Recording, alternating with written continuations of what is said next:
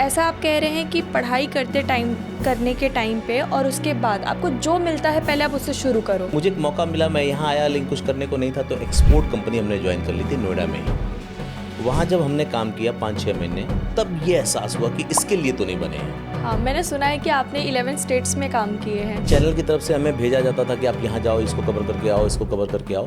तो उस दरमियान 11 राज्यों में काम करने का मौका मिला। तो सर क्या आप ऐसा कहेंगे कि जब, क्योंकि आपने कहा आप पढ़ाई कर रहे थे उसके बाद आपने टमाटर सब्जियाँ भी सेल की है। आपको बहुत अच्छा आता है बोलने, तो ज़रूरत नहीं टीवी का आप साथ लो।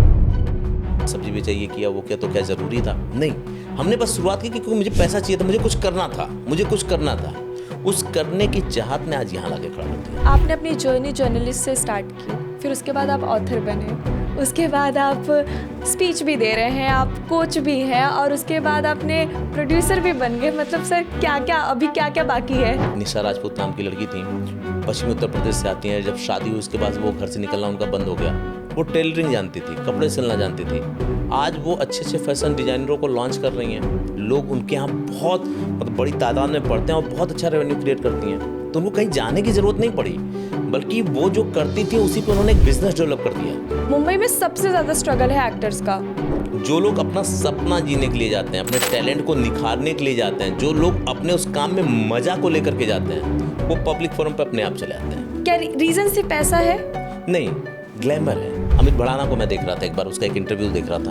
उसमें ये कहा गया था कि वो कह रहा था कि शुरू में जब हम बनाते थे तो दूसरे लोगों की म्यूजिक यूज़ करते थे, बाकी चीज़ों को यूज़ करते थे, कॉपीराइट आ जाता था, लोग उसे कहते मैं बहुत कमाता हूँ। इस इंडस्ट्री में कॉम्प्रोमाइज़ नाम की बहुत चीज़ होती है। Is it true? हाँ, सही है। सडनली किसी की वीडियोस अगर ऐसे वायरल हो जाते हैं तो उनको समझ में नहीं आता है कि अब आगे क्या करें। जो सक्सेस जितनी तेज़ी से मिलती है ना, वो उतनी तेज़ी से जाती है। हेलो एवरीवन, नमस्कार, वेलकम टू ड्रीम पॉडकास्टर। मैं सपना चौबे जो मुंबई से बिलोंग करती है, आज आपके प्रॉब्लम पे बात करने वाली है। दोस्तों, क्योंकि मैं मुंबई से बिलोंग करती हूँ तो मैं समझ सकती हूँ कि मुंबई में जॉब ढूंढना कितना बड़ा काम है। मैं ये भी समझ सकती हूँ कि लाखों एक्टर एवरीडे मुंबई तो आते हैं लेकिन आज भी स्ट्रगल कर रहे हैं, आज भी एक अपॉर्चुनिटी की तलाश में है। तो आज मैं आपको एक ऐसे पर्सनालिटी से मिलवाने जा रही हूँ जो आपके इस प्रॉब्लम को सॉल्व कर सकते हैं। तो मैं आपको मिलवाने जा रही हूँ मिस्टर सर्वेश मिश्रा जी से, जो एक जर्नलिस्ट हैं जिन्होंने 11 स्टेट्स में काम किया है और इसके अलावा वो ऑथर भी है जिन्होंने बुक लिखी है लव विद बेनिफिट्स, और ये फाउंडर है रेड हॉट मीडिया के, जिससे आपको बहुत ज़्यादा हेल्प होने वाली है अगर आप एक स्ट्रगलर है तो चलिए दोस्तों शुरू करते हैं पॉडकास्ट विथ सर्वेश सर। कैसे हैं सर आप? थैंक यू सो मच बुलाने के लिए, मैं बहुत अच्छा हूँ। मैं भी बहुत खुश हूँ सर, क्योंकि मुझे ये मेरे नीज़ का टॉपिक भी कह सकते हो, और मुझे ऐसा लगता है कि मेरे जो ऑडियंस है उसमें काफ़ी लोग यही चाहते हैं जो मैं आपसे पूछने वाली हूँ।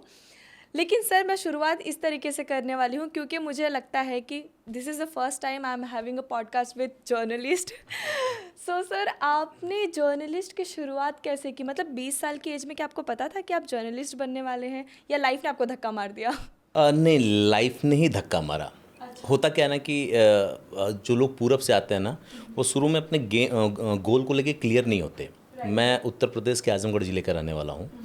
तो अब यहाँ तक कैसे पहुँचा उसकी तो एक लंबी कहानी है। लेकिन जर्नलिस्ट जर्नलिज्म करने से पहले हमने कई और काम किए थे, जैसे जिसमें सब्जी भी है कि हमने कहीं सब्जी भी बेची थी, चाय पत्ती की हमने एजेंसी लिया, उसको बेचा, स्कूल में पढ़ाया। उसके बाद जब ग्रेजुएशन पूरा हुआ तो कुछ करने के लिए नहीं था, तो घर वालों ने बोला कि आप एक काम करो कि जाओ बड़े शहर में जाओ, वहाँ हम लोग आपके लिए कुछ ना कुछ पैसे भेजते रहेंगे, वहाँ आप तलाशो क्या कर सकते हो। तो मुझे एक मौका मिला, मैं यहाँ आया लेकिन कुछ करने को नहीं था, तो एक्सपोर्ट कंपनी हमने ज्वाइन कर ली थी नोएडा में ही। ओके। वहाँ जब हमने काम किया 5-6 महीने, तब ये एहसास हुआ कि इसके लिए तो नहीं बने हैं, कि किसी कपड़े की कंपनी में कोई रोल उठा रहा है उसको हम नोट कर रहे हैं और बाकी सारी चीज़ें। और मज़ेदार बात ये थी कि ग्रेजुएशन करने के बाद जब हमारी सैलरी लेने का टाइम आता था ना, तो मुझे अंगूठा लगाना पड़ता था, और ख्वाब था वो साइन मारने का। तो वहाँ एक अखबार में मुझे ये दिखा था कि अगर आप पढ़ना नहीं चाहते, क्योंकि मुझे पढ़ने से बड़ी एलर्जी थी, मैं कभी पढ़ना नहीं चाहता था। तो उसमें था कि अगर आप पढ़ना नहीं चाहते हैं और आपको बोलना आता है तो फिर आप जर्नलिस्ट बन सकते हैं। उसका एजुकेशन लोन लिया, फिर हमने पढ़ाई की। तो ये एक्सीडेंटली आना हुआ इसमें, लेकिन फिर हमने अपने जर्नलिज्म के कैरियर को जिया।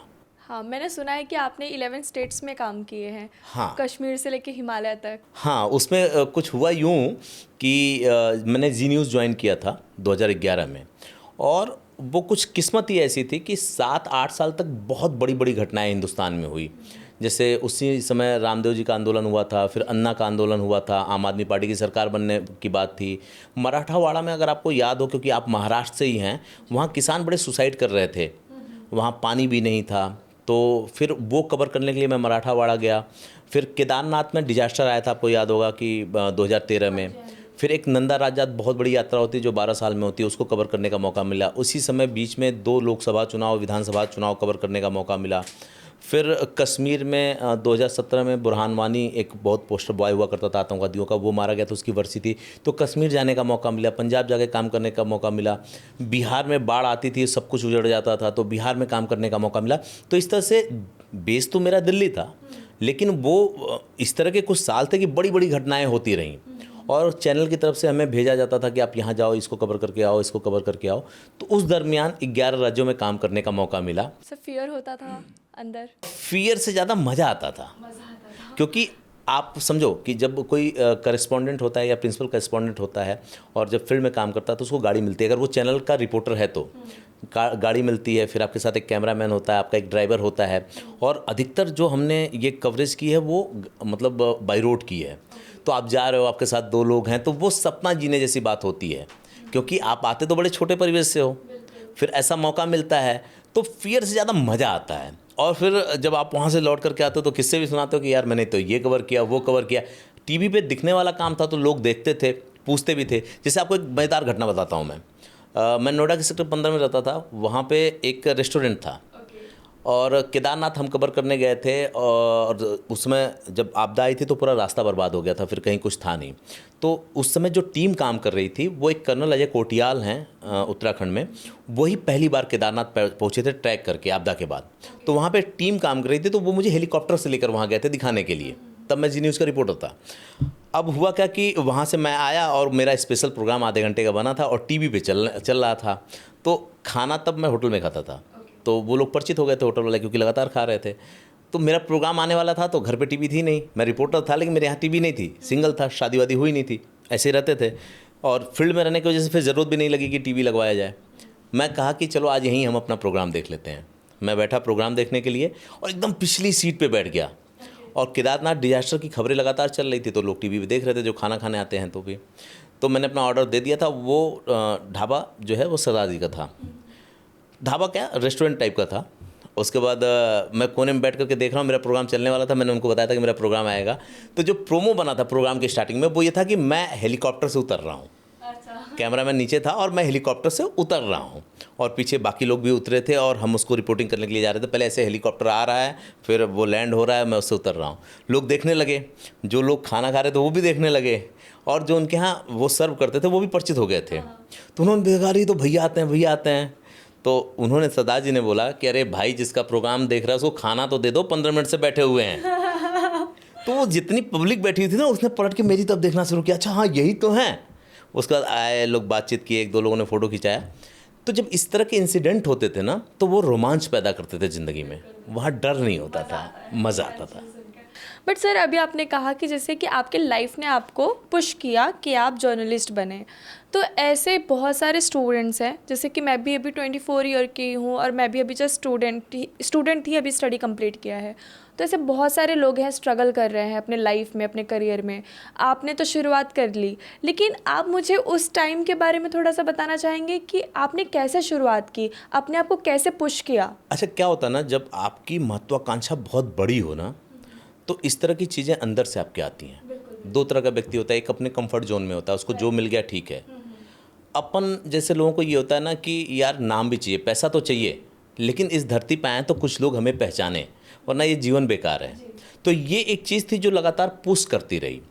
इसमें होता क्या है कि जो भी लोग टीवी में जाते हैं वो एंकर और रिपोर्टर बनने का सपना देखते हैं, लेकिन ज़रूरी नहीं कि हर कोई एंकर और रिपोर्टर बन जाए, क्योंकि जब एक टीवी की पूरी टीम होती है ना, तो वहाँ इनपुट होता है, आउटपुट होता है, आपका रिसर्च होता है, लाइब्रेरी होती है, फैसिलिटी होती है, अलग अलग डिपार्टमेंट होते हैं।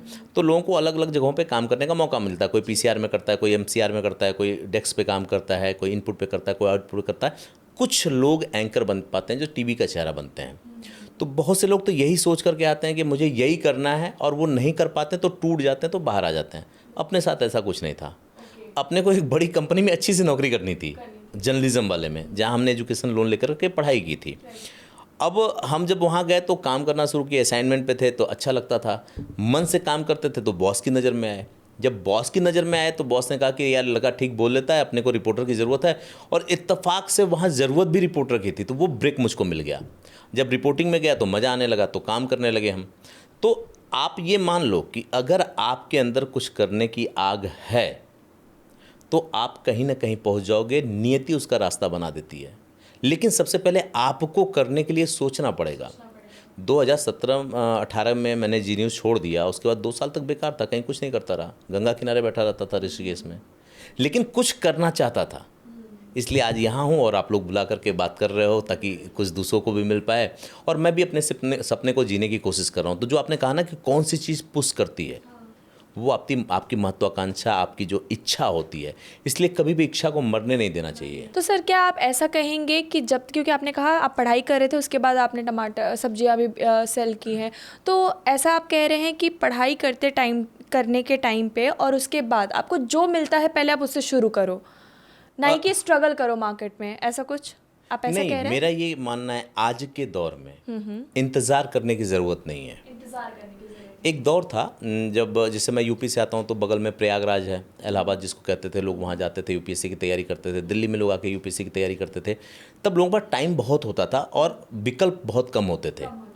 तो उनको ये लगता था कि यार सरकारी नौकरी में जाना है, कोई मिलिट्री की तैयारी करता था, कोई यूपीएससी की तैयारी, कोई बैंकिंग की तैयारी, कोई जैसे तहसीलदार, लेखपाल, इस तरह की वैकेंसियाँ निकलती थी, उसकी तैयारी करता था। तब समय था, विकल्प नहीं थे। अब अगर आप 30 साल के हो गए हो और अपने जीवन में कुछ नहीं कर रहे हो, तो बाकी बहुत से लोगों से पीछे छूट जाओगे आप। आज मार्केट में ऑप्शन बहुत है, और आज सबसे अच्छी बात क्या है ना, कि आपका जो दिल करता है और आप अपने लाइफ में जो शौक पालते हैं ना, उसको कैरियर बना सकते हैं। आपको बहुत अच्छा आता है बोलने, तो ज़रूरत नहीं टीवी का आप साथ लो, डिजिटल मीडिया में जाओ, अपने हुनर पे काम करो। अभी पिछले दिनों मैंने एक पॉडकास्ट किया था, वहाँ पे वो आई थी, निशा राजपूत नाम की लड़की थी, पश्चिमी उत्तर प्रदेश से आती हैं। जब शादी हुई उसके बाद वो घर से निकलना उनका बंद हो गया। वो टेलरिंग जानती थी, कपड़े सिलना जानती थी। आज वो अच्छे अच्छे फैशन डिज़ाइनरों को लॉन्च कर रही हैं। लोग उनके यहाँ बहुत मतलब बड़ी तादाद में पढ़ते हैं और बहुत अच्छा रेवेन्यू क्रिएट करती हैं। तो उनको कहीं जाने की ज़रूरत नहीं पड़ी, बल्कि वो जो करती थी उसी पे उन्होंने एक बिज़नेस डेवलप कर दिया। मेरा ये मानना है कि आपको इंतज़ार नहीं करना है। आपको लगता है कि इसमें आपका पोटेंशियल नहीं है, तो आप शुरुआत करो। कोई भी चीज़, तमाम जो लोग इसको देख रहे होंगे वो इसकी गवाही दे सकते हैं, जब हम कोई बिज़नेस या कोई काम शुरू करते हैं ना, जो सोच के शुरू करते हैं, बाद में 10 साल बाद उसका स्वरूप बदल जाता है। मैंने जब शुरुआत की थी तो मैं एक ये बहुत बहुत बड़ा चैलेंज है सर। एक्चुअली हम लोग स्टार्टिंग करते हैं अपने करियर की कि भाई चलो ये सब्जेक्ट लेके कंप्लीट करते हैं, फिर ये बन जाएंगे। 5 साल के बाद वो मार्केट ही नहीं रहता है। लेकिन अच्छी बात क्या होती है, अगर आप लगातार कर रही हैं ना। जब मैं शुरुआत किया था रेड डॉट मीडिया हाउस की या येस डिजिटल वर्ल्ड की, तो उसके पहले मैंने यूट्यूब की शुरुआत की थी। मुझे ये नहीं पता था कि यूट्यूब का वीडियो प्रोडक्शन हाउस डलवा देगा, ये डिजिटल मार्केटिंग की कंपनी खुलवा देगा, या हम फिल्म की दुनिया में चले जाएंगे। मेरा ये मानना है कि करना शुरू कीजिए। जब आप करते हो ना, धुंध कभी देखा आपने, खूब धुंध हो, कोहरा हो, जब आप घर से निकलते हो या गाड़ी में होते हो और बहुत कोहरा होता है, आपको कहीं जाना ज़रूरी है, तो आपको आगे का रास्ता दिखता है क्या? नहीं। बहुत देख पाओगे। जीरो विजिबिलिटी में तो 1 फीट 2 फीट, लेकिन जैसे जैसे आप उस 2 फीट 3 फीट पे पहुंचते हो, आगे का रास्ता दिखना शुरू हो जाता है। जीवन में यही करना चाहिए कि चलने की शुरुआत करनी चाहिए। मैं ये नहीं कहता कि जब सब्जी बेचने वाली, जो आपने मुझसे पूछा था ना, आपने सब्जी बेचा, ये किया, वो किया, तो क्या ज़रूरी था? नहीं, हमने बस शुरुआत की क्योंकि मुझे पैसा चाहिए था, मुझे कुछ करना था, मुझे कुछ करना था। उस करने की चाहत ने आज यहाँ लाके खड़ा कर दिया। Great sir. आपने अपनी जर्नी जर्नलिस्ट से स्टार्ट की, फिर उसके बाद आप ऑथर बने, उसके बाद आप स्पीच भी दे रहे हैं, आप कोच भी हैं, और उसके बाद आपने प्रोड्यूसर भी बन गए। मतलब सर क्या क्या अभी क्या क्या बाकी है? नहीं, बाकी तो बहुत कुछ है। अभी आप ये मानो कि शुरुआत ही नहीं हुई है। लेकिन एक चीज़ आप ध्यान से देखेंगे ना, तो हर एक चीज़ एक दूसरे से रिलेटेड है। मैं जर्नलिस्ट बना, यानी बोलना पसंद था। जब आप बहुत अच्छे ऑब्जर्वर होते हो ना, मैं ये नहीं कहता कि मैं अच्छा ऑब्जर्वर हूँ, लेकिन मैं सीखता हूँ जो देखता हूँ। जो पहली किताब है वो लव विद बेनिफिट उसका नाम है, अमेजन वगैरह पे वो बिकती है, कोई भी देख सकता है वहाँ पे। तो वो उपयोगितावादी रिश्तों पे लिखा गया है। मैं गांव से आया था, मेरे यहाँ रिश्ते बड़े अहम होते थे। उसको ये होता था कि भाई पैसे का उतना महत्व नहीं जितना रिश्तों का महत्व है। जब दिल्ली एनसीआर में आया तो देखा कि रिश्तों का बहुत कम महत्व है, पैसे का बहुत महत्व है। तो वो जो मैं देखता रहा, जो चीज़ें मुझे छूती गई उसको मैंने लिख दिया उसमें। तो बोलने का काम तो था ही, टीवी पे आता ही था, लिख दिया। 2015 में पहली किताब आई, उसका विमोचन हुआ तो और अच्छा लगा। अब जैसे अपनी कंपनी जब डाला मैंने, तो वही काम अब भी कर रहा हूँ। अभी पॉडकास्ट अगर कर रहा हूँ तो जो तब रिपोर्टिंग किसी टीवी चैनल के लिए करता था, कोई इंटरव्यू किसी और के लिए करता था, तब मैं बधा था। जैसे अभी आप ना मुझसे जो पूछना चाहेंगे आप पूछ लेंगी, कुछ भी पूछना चाहेंगी। अगर आप टीवी के लिए इंटरव्यू करते हैं तो वो तय होता कि भाई टीआरपी किस पे आएगी, वही पूछना आप।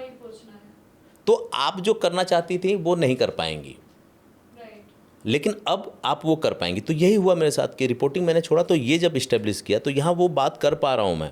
मुझे हंसने का मन करता है, मैं हंसता हूँ। मुझे ताली बजाने का मन करता है, मैं ताली बजाता हूँ जो मुझे लगता है। और जो मेरे गेस्ट होते हैं वो भी उसमें इंगेज होते हैं, क्योंकि वो एक बधी बधाई स्क्रिप्ट नहीं होती। मैक्सिमम टाइम मैं बिना स्क्रिप्ट पे बैठता हूँ शो पे, ताकि हम बातचीत कर पाएँ। तो वो भी काम उसी को मैंने आगे बढ़ाया, जो मैं टीवी पे करता था, फिर लिखना शुरू किया, फिर ये। अब इसके बाद ये लगा कि अगर आप पैसे का सिस्टम जनरेट नहीं करोगे तो आप पॉडकास्ट के साथ न्याय नहीं कर पाओगे। अगर आप सारे पॉडकास्ट पेड किए जा रहे हो, ठीक है, तो फिर आप वो नहीं पूछ पाओगे जो पूछना चाहते हो। बिल्कुल बिल्कुल। तो आपके पास अर्निंग का एक जरिया होना चाहिए। तो फिर एक कंपनी बनाई गई। कंपनी में काम आता है, हम काम करते हैं, काम से मुझे पारिश्रमिक मिलता है, उससे जो बच्चे काम करते हैं उनकी सैलरी ली जाती है। शौक के लिए पॉडकास्ट करता हूँ। रही बात प्रोड्यूसर बनने की, तो प्रोड्यूसर जब मेरे जो डिजिटल मार्केटिंग के क्लाइंट होते हैं या जो बड़ी कंपनियां होती हैं, उनको फिल्म बनवाना होता है, ऐड फिल्म बनवानी होती है, किसी को शॉर्ट फिल्म बनवानी पड़ती है, कुछ लोगों को मेरे प्रोडक्शन हाउस के थ्रू छोटे छोटे एपिसोड बनवाने होते हैं। तो उन लोगों ने प्रोड्यूसर बना दिया, क्योंकि कंपनी प्रोडक्शन हाउस थी और उन लोगों ने वहाँ पहुँचा दिया। Sir you are the producer, पहले तो बताइए मुझे मौका कब दे रहे हैं? आप खुद मुंबई में हैं, आप ऐसे लोगों से जुड़ी हुई हैं, तो काम तो आपके पास ऑलरेडी वहाँ से है। और अभी जो आप कर रही हैं, आप यकीन मानिए, अभी जो आप कर रही हैं, कुछ दिन बाद जब आपको लोग रिकॉग्नाइज करना शुरू करेंगे ना, तो अभी आप कह रहे हैं कि आपको काम की जरूरत है, वो लोग आपसे आगे कहेंगे कि मैडम मुझे लॉन्च कर दो। बस सर मौका आ जाए। आएगा मैं आएगा। कह रही हूँ सर कि अभी मुंबई में तो कितना स्ट्रगल है, आपको भी पता है। एज ए प्रोड्यूसर आपको पता ही है कि मुंबई में सबसे ज़्यादा स्ट्रगल है एक्टर्स का, और लाखों लोग जाते हैं एवरी डे वहाँ पे एक्टर्स बनने, और वहाँ पे बहुत स्ट्रगल है। डांस में भी देख लो या फिर एक्टिंग फील्ड में देख लो। तो अगर ऑडियंस चांस चाहती है आपसे कि मैं सर मुझे मौका मिलना चाहिए और टैलेंट है उनके अंदर, तो उन्हें मौका कैसे मिल सकता है? बहुत अच्छा सवाल है, और मैं आपको बताऊं कि इसका जवाब भी बहुत सीधा सा है और बहुत कठिन काम नहीं है ये। अगर आपके अंदर टैलेंट है और आप ईमानदार हो तो मौके आपको मिल जाएंगे। लेकिन आप अपने काम के साथ ईमानदार हो तो आप देखोगे इधर की बॉलीवुड की तमाम जो बड़ी बड़ी फैमिलीज़ थी, जो जिनका आज से पहले 90 से लेकर 2000 तक जिनका बिल्कुल आधिपत्य था, जिन्होंने अपनी ताकत से उस पर अपना सिकंजा जमा रखा था, वो अब छूट गए। नए नए लड़के अलग अलग राज्यों से आए और थिएटर करके गए। और आप मुंबई में देखेंगे जितनी भी बायोपिक बनी है, या पिछले 10 साल में 8-10 साल में आप देखेंगे जितनी भी मूवी बहुत हिट गई हैं, जिन्होंने रिकॉर्ड तोड़ा है, वो सारे आउटसाइडर, वो लड़के हैं जिनका बॉलीवुड से कोई रिश्ता नहीं था। बिल्कुल बिल्कुल। आज पंकज त्रिपाठी जैसे लोगों को लोग फॉलो करते हैं। कार्तिक आर्यन मध्य प्रदेश से निकल के जाते हैं और वहाँ छा जाते हैं। अभी ये मैसी, विक्रांत मैसी, उनकी मूवी को आप देखो, या जितनी भी इस तरह की मूवी बनी है, वो अपने टैलेंट के दम पे वहाँ गए हैं। ये बात सही है कि स्ट्रगल बड़ा है, लेकिन आज मौके भी बड़े हैं। आज ज़रूरी नहीं कि आप फिल्मों में और सीरियल में ही काम कीजिए। जब से OTT प्लेटफॉर्म आया है, तब से बहुत सारे लोगों को मौका मिलना शुरू हुआ। और उसको भी छोड़िए, जब से यूट्यूब पे गाने बनने शुरू हुए हैं, यूट्यूब पे शॉर्ट फिल्म बननी शुरू हुई है, तब से और भी बड़ा मौका मिलना शुरू हुआ है। क्योंकि आप ऐसे तो बहुत प्लेटफॉर्म है। एक एग्जांपल देता हूँ, TVF को आप ले लो। अब उनकी वेब सीरीज़ भी आई तो अलग अलग प्लेटफॉर्म पे पंचायत को देख लो और तमाम चीज़ों को। TVF में वो खुद नए नए लोगों को मौका देते हैं। ऐसे बहुत से यूट्यूब चैनल हैं। अब होता क्या है कि आप अपने किरदार को निभाते जाओ। आपको क्या मिलेगा क्या नहीं मिलेगा ये आपके हाथ में नहीं है। मैं इस दोहे को बड़ा फॉलो करता हूँ कि सुनहु भरत भाभी प्रबल, बिलख कहे मुनिनाथ, हानि लाभ जीवन मरण, यश अपयश विधियात। ये 6 चीज़ें तो आपके हाथ में नहीं है कि आपका फ़ायदा होगा या नुकसान। आपकी ज़िंदगी रहेगी या मौत मिलेगी, और आपको कीर्ति यश मिलेगा, आपका नाम होगा, आप फेमस होंगे या बदनाम होंगे। ये चीज़ें आपके हाथ में नहीं हैं। बिल्कुल। ये तो ऊपर वाले ने लिख भेजा है, बट आप अपने कर्म को करो। अगर आप इन सारी चीज़ों से बहुत ईमानदार हो तो यकीन मानो, चाहे स्ट्रगल कितना भी हो, लेकिन आपकी वो जगह एक हमेशा खाली होगी। हमारे कैमरामैन हैं आंसू, इस पे कैमरे पे, क्या आपको लगता नहीं होगा कि बहुत से मास कॉम किए हुए बंदे जो है कैमरे पे आने के लिए बेताब होंगे? बिल्कुल बिल्कुल। लेकिन नहीं मिल पा रही होगी जगह।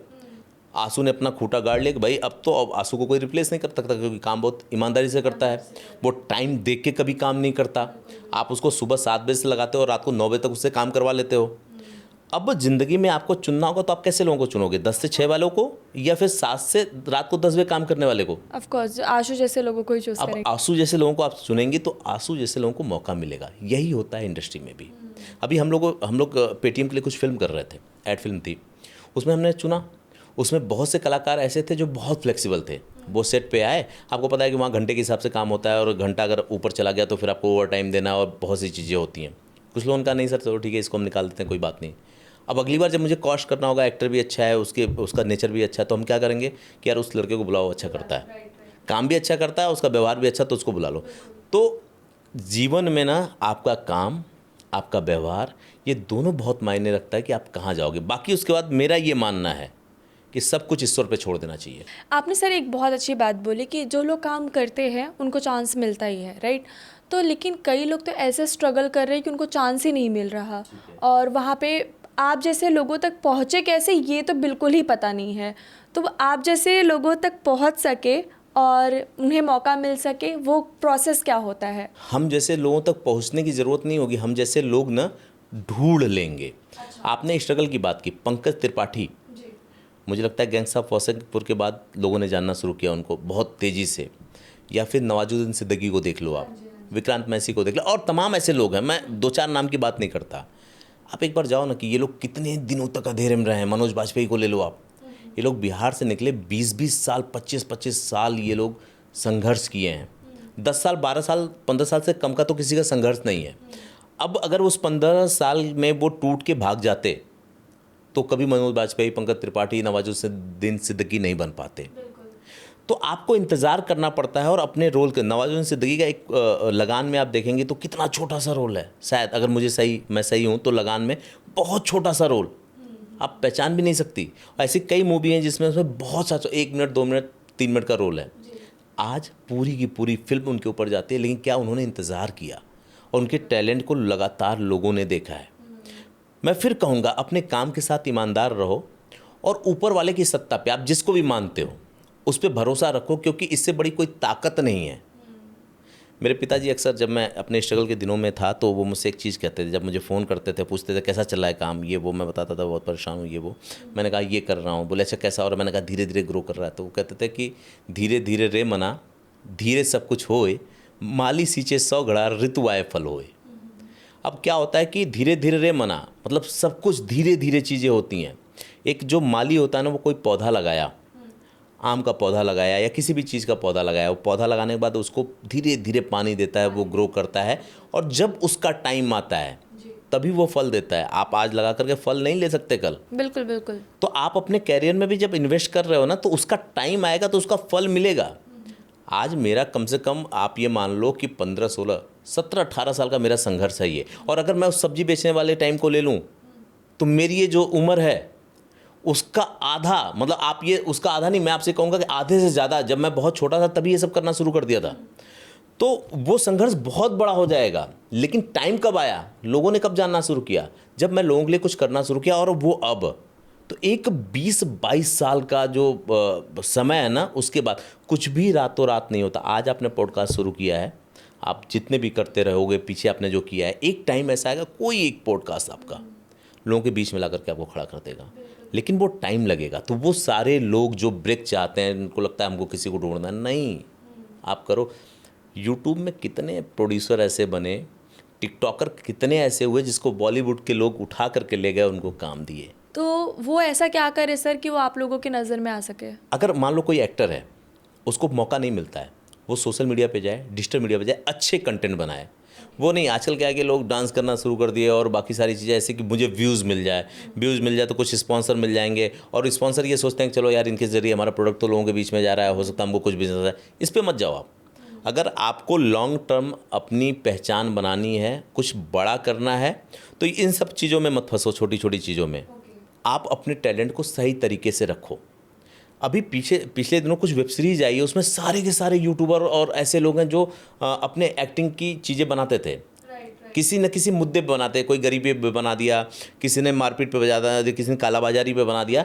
तो जब आप किसी मुद्दे पे बनाते हो ना, और जब कोई ऐसा व्यक्ति उस कंटेंट को देखता है, तो वो कंटेंट और आप दोनों याद रह जाते हो। बिल्कुल। मौनी रॉय की भी एक मूवी लॉन्च हुई थी सर, उसमें भी एक यूट्यूबर ने ही वो मूवी बनाई थी, उनकी शायद स्टोरी थी वो। वही मैं कह रहा हूँ, अभी मुझे याद नहीं आ रहा है। हाल फिलहाल एक वेब सीरीज आई थी जिसमें कानपुर का एक लड़का है जो अपने इंस्टाग्राम पे और यूट्यूब पे वीडियोस बनाता था, उसने उसमें लीड किया है। और ऐसे बहुत से लोग, मैं फिल्में बनाता तो हूँ क्लाइंट के लिए, लेकिन देखता कम हूँ, क्योंकि पढ़ने लिखने में ज़्यादा रहता हूँ। मुझे पढ़ना थोड़ा ठीक लगता है, फिर बाकी चीज़ें उसमें चली जाती हैं। तो ये चीज़ें मुझे याद नहीं है, लेकिन जो लोग ये देख रहे होंगे उनके दिमाग में वो चेहरे होंगे जिसकी मैं बात कर रहा हूँ।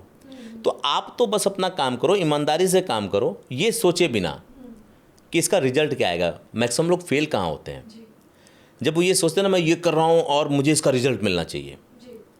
बहुत से कंटेंट क्रिएटर जो है शुरुआत करते हैं, उनको लगता है, वो सोच लेते हैं आज ये कंटेंट बनाऊंगा, कल वो बनाऊंगा, परसों ये बनाऊंगा, फिर इनके साथ आऊँगा तो ये तो मशहूर हो जाएगा, फिर तो मुझे ये पैसा मिलने लगेगा, एडसेंस से मिलने लगेगा, सारी चीज़ें हो जाएंगी। और फिर उनको जब मिलता नहीं है, 1 महीने 2 महीने बाद वो टूट जाते हैं, 3 महीने बाद वो टूट जाते हैं, वो कहते हैं चलो वापस चलो यार, इससे कुछ नहीं होने वाला है। जी जी जी। और वो वहाँ छोड़ देते हैं। हाँ। तो आप तो बस करते रहो बिना ये सोचे हुए कि आगे मिलने वाला क्या है, देने वाला तो वो है ना। अगर आप शिद्दत से, ईमानदारी से अपना काम कर रहे हो तो आपको मिलना 100% इसकी गारंटी है। सर फिल्म इंडस्ट्री में इतना भीड़ क्यों है? क्या मतलब सच में फिल्म इंडस्ट्री में इतना पैसा है कि लोगों को, इतने सारे लोगों को वहाँ जाना चाहिए? मुझे बहुत पैसा है। क्या रीज़न सिर्फ पैसा है? नहीं, ग्लैमर है। ग्लैमर, पैसा तो बहुत है। वैसे भी आप जिसको भी देखेंगे जो बड़ा है ना, वो पैसे को लेके ये बोलेगा कि आप कुछ ऐसा दो जो मीनिंगफुल हो, पैसा बाई प्रोडक्ट है और आपको मिल जाएगा। अमित भड़ाना को मैं देख रहा था एक बार, उसका एक इंटरव्यू देख रहा था, उसमें ये कहा गया था कि वो कह रहा था कि शुरू में जब हम बनाते थे तो दूसरे लोगों की म्यूज़िक यूज़ करते थे, बाकी चीज़ों को यूज़ करते थे, कॉपीराइट आ जाता था, लोग मुझसे कहते मैं बहुत कमाता हूँ। लेकिन बाद में बॉलीवुड के लोगों ने बुलाया, लोगों ने जब मूवी लॉन्च करनी थी तो अमित भड़ाना के साथ बैठ करके उन लोगों ने इंटरव्यू किया। तो क्या था, अमित भड़ाना ने बताया कि भाई हम अपने शौक़ के लिए करते थे, आज वो बहुत बड़ा बिजनेस बन चुका है। ऐसे बहुत से लोग हैं जिन्होंने बताया कि शौक़ के लिए शुरू किया, बाद में वो बिज़नेस बन गया। तो पैसा तो आ जाता है, वो बाई प्रोडक्ट है। रही बात जो आप ये कह रहे थे किस लिए जाते हैं, तो पैसे के लिए तो जाते हैं, लेकिन उसके साथ साथ ग्लैमर के लिए जाते हैं, वो दिखने के लिए जाते हैं। और मैं ये दावे के साथ कह सकता हूँ, जो मैंने टीवी की इंडस्ट्री छोड़ी है और अभी जो बॉलीवुड में मैं काम कर रहा हूँ, जो लोग सिर्फ दिखने के लिए जाते हैं वो फेल हो जाते हैं। जो लोग अपना सपना जीने के लिए जाते हैं, अपने टैलेंट को निखारने के लिए जाते हैं, जो लोग अपने उस काम में मज़ा को लेकर के जाते हैं, वो पब्लिक फोरम पे अपने आप चले आते हैं। रही बात पैसे की, तो पैसे की तो कोई लिमिट ही नहीं है वहाँ पे कि कितना पैसा आएगा। आज के डेट में कंटेंट का ही तो पैसा है। तो सर आप कह रहे हैं कि वहाँ पे लोग ग्लैमर के लिए जाते हैं, तो क्या और भी कई प्लेटफॉर्म है जहाँ पे फेम, लोगों को फेम चाहिए इसलिए वो वहाँ पे जा रहे हैं? तो क्या और भी कोई प्लेटफॉर्म है जहाँ पे वो उस फेम को पा सकते हैं जो उस इंडस्ट्री में ढूंढ रहे हैं? हर फील्ड में वो ग्लैमर है, बट क्या आप वहाँ तक जाना चाहती हैं? आप देखोगे ना तो हर कंपनी में एक डायरेक्टर की चेयर होती है, और जो डायरेक्टर होता है उसके पास फेम और पैसा दोनों होता है। आप जिस भी चीज़ में, कोई बहुत अच्छी समाज सेवा करता है ना, तो भी कैलाश सत्यार्थी जी जैसा नोबेल पुरस्कार पा जाता है। वो तो समाज सेवा की फील्ड है ना। कोई शौचालय बनाता है ना, आप गूगल में करिएगा, हिंदुस्तान में शौचालय बनाने वाले भी पूरी दुनिया में नाम कमाए हैं। इससे छोटा कोई काम हो सकता है क्या? लेकिन शौचालय बनाने वाला भी सेलिब्रिटी बन गया। तो मैं ये कह रहा हूँ कि कोई भी वो काम हो, अब जैसे हमारा कैमरामैन ये सोचे कि यार कैमरा करके हमारा नाम कैसे होगा, आप बॉलीवुड में चले जाइए ना, जितने लोग सिनेमेटोग्राफर हैं उनके बारे में पूछिए, पैसा और सारी चीज़ों को लेकर के लोग खड़े होते हैं, वो मिलते नहीं हैं। तो हर फील्ड में ग्लैमर है, लेकिन क्या आप उस एक्सट्रीम लेवल पे जाने को तैयार हैं? अगर आप एक्सट्रीम लेवल पे जाने को तैयार हैं तो यकीन मानिए जो आप चाहते हैं वो सब कुछ आपको मिल जाएगा। सर मैंने बहुत सुना है, हालांकि मैं भी मुंबई से बिलोंग करती हूँ, बट मैं आपसे ओपन क्वेश्चन पूछना चाहती हूँ कि कॉम्प्रोमाइज़, मैंने बहुत सुना है इस इंडस्ट्री में कॉम्प्रोमाइज़ नाम की बहुत चीज़ होती है। Is it true? हाँ, सही है। बहुत से लोगों ने आकर के आरोप लगाया, बहुत लोगों ने इसका खुलासा भी किया, लेकिन एक सवाल मेरा भी है, वो आपसे नहीं है, वो उन सब से है जो इस बात पे मतलब जो इस पे बात करते हैं। क्या कंप्रोमाइज़ सिर्फ एक तरफ से होता है? नहीं ना। मेरा ये कहने का मतलब, क्यों शॉर्टकट पकड़ रहे हो आप? क्यों इतनी जल्दीबाजी में हो? क्यों सब कुछ आपको कल ही चाहिए? अगर आपको, बहुत बार लोग मुझसे टीवी में पूछते हैं, क्या टीवी में भी ऐसा होता है? सिर्फ टीवी और बॉलीवुड की बात नहीं है, हर वो जगह, हर वो ऑफिस जहाँ आपको बहुत तेज़ी से आगे बढ़ना है ना, वहाँ अगला आपको ऑब्लाइज करेगा, लेकिन वो आपका यूज तब तक नहीं कर सकता जब तक आप उसकी परमिशन नहीं देंगी। जब तक अगला हाँ नहीं बोलेगा तब तक उसका कोई मिसयूज़ नहीं कर सकता, कोई कंप्रोमाइज़ नहीं करवा सकता। तो ये कई बार म्यूचुअल होता है, लेकिन जब बात नहीं बनती है तो लोग पब्लिक फोरम में आके कहते हैं कि हमारा यूज किया गया है, जबकि मतलब मैं 99% ये श्योर हूँ कि बिना चाहे किसी का कोई यूज़ नहीं कर सकता। और दूसरी चीज़, जब भी आप शॉर्टकट में जाओगे, बहुत बड़ा लालच रखोगे, बहुत जल्दी नाम कमाना चाहोगे, तो ऐसा होगा। सर मैंने सुना है कि अभी जैसे एक बहुत अच्छे अच्छे आज एक्टर्स है, एक्ट्रेस है, बट वो घर पे बैठे हुए हैं, तो जब उनको काम नहीं मिल रहा है तो नए लोगों को काम कैसे मिलेगा, ये बहुत लोगों का सोचना है ना। तो ऐसा कह रहे हैं कि अब फिल्म इंडस्ट्री वो इंडस्ट्री नहीं रही है, फिल्म इंडस्ट्री ख़त्म हो रही है, तो इस पर आप क्या कहना चाहेंगे? नहीं नहीं नहीं नहीं, आप देखो ना, अमिताभ क्या आज काम नहीं कर रहे हैं? कर रहे हैं। नसरुद्दीन शाह साहब अभी काम नहीं कर रहे हैं? कर रहे हैं। अनुपम खेर साहब अभी काम नहीं कर रहे हैं? और भी कुछ पुराने लोग ऐसे ही, आप एक्ट्रेस में चले जाइए, क्या वो लोग काम नहीं कर रहे हैं? कर रहे हैं। इनकी उम्र क्या है? इनकी उम्र तो घर बैठने वाली है। जी जी जी जी। आपका पैशन, आपका जुनून ये तय करता कि आप कितना काम करेंगे। कुछ लोग कुछ पैसा पाने के बाद उनके अंदर टेंट्रम आ जाता है, वो बहुत ईगोइस्ट हो जाते हैं, तो प्रोड्यूसर कहता है कि यार पैसा भी दूं और इनके नखरे भी उठाऊं, तो वो दूरी बना लेता है। तो ऐसे लोगों को काम नहीं मिलता, तो फिर वो लोग आकर के ये भी कहते हैं कि इंडस्ट्री में काम नहीं है। आप ये समझो, जिस भी चीज़ पे क्वेश्चन मार्क लग रहा है तो क्या वो 100% सही है? अगर ये पुराने लोग काम नहीं कर रहे होते तो मैं ये मान लेता कि बहुत टैलेंटेड लोगों को काम नहीं मिलता। आप जब उन सभी टैलेंटेड लोगों के पीछे जाएंगे जिन्होंने काम छोड़ दिया या जिनका काम छूट गया, तो कुछ लोगों के तो जेन्युइन रीज़न होंगे कि हो सकता है पारिवारिक प्रॉब्लम है, किस लोगों के, उन लोगों का मन भर गया होगा, कुछ लोगों ने ये तय किया होगा कि बस बहुत हो चुका, अब अपने परिवार के लाइफ में जाना है। कुछ लोगों की जो ज़िंदगी होगी ना, वो इस तरह की हो गई होगी कि उनके नखरे को, उनके एटीट्यूड को सामने वाला प्रोड्यूसर और डायरेक्टर बर्दाश्त ही नहीं कर पाया होगा, झेलने की कोशिश किया होगा, और फिर बाद में लगा होगा छोड़ दो यार, नए लोग आ रहे हैं, उनको मौका दो, कम पैसे में काम करेंगे, आगे लेके जाएंगे। क्या होता है ना, बहुत बढ़िया एक्टर हो और स्क्रिप्ट बड़ी ख़राब हो, आप देखोगे वो फ्लॉप हो जाएगा। बहुत मीडियम एक्टर हो, स्क्रिप्ट बहुत अच्छी हो, आप देखेंगे वो चल जाएगा। अभी जो ये वेब सीरीज़ हाईलाइट हुई हैं सारी की सारी, 2-4 जो पीछे, आप पंचायत को ही ले लो, उसके जितने चेहरे थे वो सारे मेरे नज़र में तो नए थे। वो काम कर रहे होंगे लेकिन वो मशहूर चेहरे नहीं थे, लेकिन अब उनको सब लोग जानते हैं। एक लाइन किसी ने लिखी कि देख रहे हो ना विनोद, वो देख रहे हो विनोद टैगलाइन बन गई, हर कोई देख रहे हो ना विनोद करने लगा। आप सोचो ना, और वो जो विनोद है, उसका जो चेहरा है, उसकी जो बॉडी है, वो देखो कैसी है। तो कई फैक्टर एक साथ काम करते हैं, फिर उस फैक्टर पे ये तय होता है कि कौन सी चीज़ कितनी सफल होगी, कौन सी कितनी असफल होगी। तो मैं ये कह रहा था कि जो लोग बहुत पॉपुलर होते हैं, बहुत फेमस होते हैं ना, अगर आगे उनके चीज़ों में, व्यवहार में, बर्ताव में अगर चेंज होता है और वो दूसरे पे भारी पड़ता है तो कई बार उनको ड्रॉप भी कर दिया जाता है। सर आप एक कोच हैं, राइट, और आप इतने लोगों को गाइड करते हैं। मैंने आप बहुत जगह सुना है कि आप पर्सनल ब्रांड बनाओ, और आजकल ये बहुत ट्रेंडिंग भी चल रहा है कि यार इतना ज़्यादा स्ट्रगल करने की ज़रूरत नहीं, आप अपना पर्सनल ब्रांड बनाओ, लोग आप तक आएंगे, है ना। तो ये पर्सनल ब्रांडिंग है क्या? पर्सनल ब्रांडिंग ऐसे है कि एक एग्जांपल देता हूँ। सपना जी पॉडकास्ट कर रही हैं, ठीक है, कुछ बड़ी कंपनियां हैं, और सपना जी के पास जो है कि मैं बड़ी बात नहीं करता, 5 लाख की व्यूअरशिप है, और आपके पॉडकास्ट को लोग अच्छा खासा देखते हैं। अब वो कंपनी ये सोचेगी कि यार एक काम करो ना, कि सपना जी की टीम से कांटेक्ट करो, उनसे बोलो कि हमारा पेड पॉडकास्ट कर लें, क्योंकि आप करेंगी और 2 लाख भी व्यूज़ आ गया, उसमें से 5,000 भी लीड कन्वर्ट हो गई, तो उनको ठीक ठाक बिजनेस मिल जाएगा। तो ये आपके पर्सनल ब्रांडिंग की ताकत होगी। जहाँ आप खुद को पर्सनल ब्रांड बनाते हो, चाहे वो पॉडकास्ट की दुनिया में हो, या किसी कंसल्टेंसी की दुनिया में हो, या किसी चीज़ के एक्सपर्ट हो। कई लोग योगा एक्सपर्ट होते हैं, कुछ लोग सिर्फ योगा में से मेडिटेशन को निकाल करके उसके एक्सपर्ट बन जाते हैं, कुछ लोग कैरियर काउंसलर होते हैं।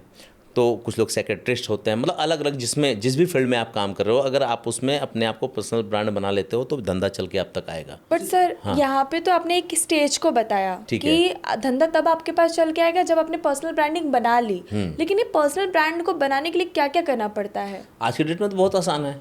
अच्छा, कैसे? हाँ, आप इस बात को मतलब याद रखिएगा, जब हम कभी मिलेंगे तो आप मुझे बताइएगा।